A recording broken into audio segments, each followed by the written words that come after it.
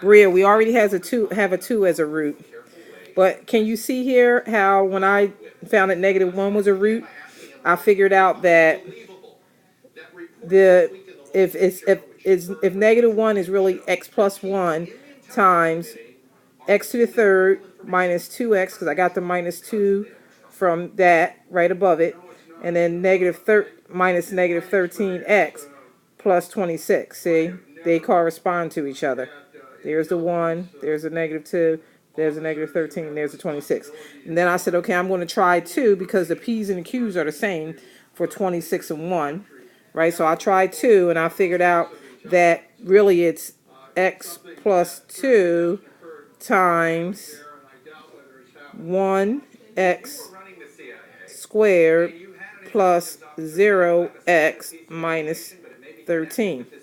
So then if I wanted to find the root of this, it would be x squared minus 13 equals 0.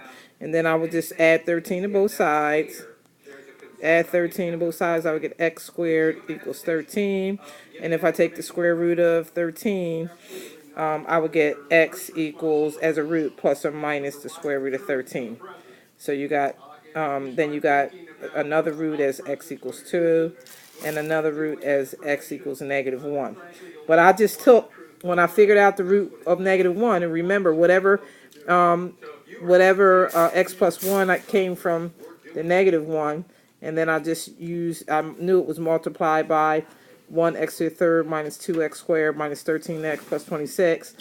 And then I said, okay, let me try 2 to see what goes into those coefficients.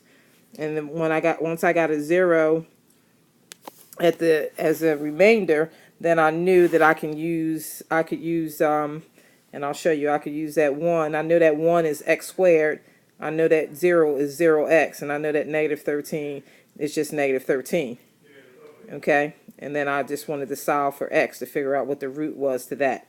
Because once you get it down to x squared, you can always figure out what the root of that is, what the root of that equation is, especially when that 0x is considered there. Okay.